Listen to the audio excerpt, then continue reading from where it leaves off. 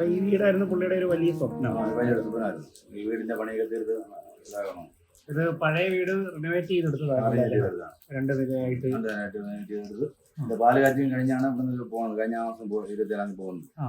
അപ്പോൾ ഈ വീടിന്റെ നിർമ്മാണ സമയത്തൊക്കെ അദ്ദേഹം വന്നായിരുന്നു? നിർമ്മാണ സമയത്ത് ആദ്യം ഉണ്ടായിരുന്നു, പിന്നെ ലീവിന് വന്നിട്ട് പോയിട്ട് പിന്നെ പാല് കാച്ച് കണക്കാക്കിയാണ് വരുന്നത്. ഒന്ന് പാല് കാച്ച് കഴിഞ്ഞു ഒരു മാസം അടുത്ത് ലീവ് ഉണ്ടായിരുന്നുള്ളൂ. വരാറുള്ളപ്പോഴേക്ക് ഇവിടെ വന്ന് നിൽക്കാറുണ്ടോ? അവിടെയും അവിടെയായിട്ട് അവിടുത്തെ അവന്റെ കുടുംബം ഇവിടെ എവിടെയാണ് കൊട്ടഞ്ചെറിയാണ്. അവിടെയും രണ്ടിടത്തുമായിട്ടാണ് നിൽക്കാറുള്ളത്. ആളെ ഒരു സൗമ്യ സ്വഭാവം നല്ല ഇതാണ്. നല്ല എല്ലാവരും നല്ല സ്നേഹവും നല്ല ഇതാണ്. ഇതിനകത്ത് ഈ എല്ലാം സെറ്റ് ചെയ്തതിനകത്ത് അങ്ങനെ വല്ല മറ്റേ പ്രശ്നങ്ങളൊന്നും ഇല്ലായിരുന്നല്ലോ, ബാധ്യതകളോ അങ്ങനെ കാര്യങ്ങളൊന്നും ഇല്ല. അതെല്ലാം പുള്ളിക്ക് അവർക്ക് രണ്ടുപേർക്കും ജോലിയുണ്ട്. നല്ല ബാധ്യത കാണാൻ നല്ല പൈസ മുടക്കായി ബാധ്യത കാണും.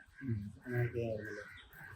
കഴിഞ്ഞ പിന്നെ ഈ അവസാന ലീവ് കഴിഞ്ഞ് പിന്നെ എപ്പോഴും വരുമെന്നെല്ലാം പറഞ്ഞിരുന്നു. ഇനി ഓണത്തിന് വരുമെന്ന് പറഞ്ഞു. ഞാൻ 2 ദിവസം മുന്നേ വിളിച്ചിട്ടുണ്ടായിരുന്നു. വിളിച്ച് പിന്നെ ഓണത്തിന് വരുമെന്ന് പറഞ്ഞു.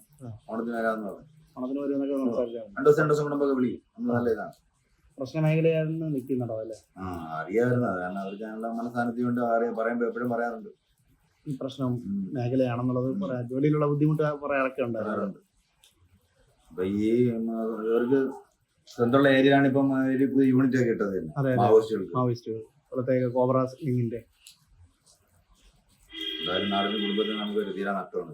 നാളെ രാവിലെ ഇവിടെയാണ് കൊണ്ടുവരുന്നതെന്ന് പറയുന്നുണ്ട്. ബസ്സിലൊക്കെ കൊണ്ടുവരുമ്പോഴേക്കും ഇവിടെ കൊണ്ടുവന്ന് വെച്ചിട്ടാണ്. അതിന്റെ ആ സ്വപ്നമല്ലേ, ഇവിടെ കൊണ്ടുവന്ന് ജസ്റ്റ് ഒരു 10 മിനിറ്റ് ഇവിടെ ആക്കിയിട്ട് അങ്ങോട്ട് കൊണ്ട് വീട്ടിലോട്ട് കൊണ്ടുപോകും. ശരിയാണ്.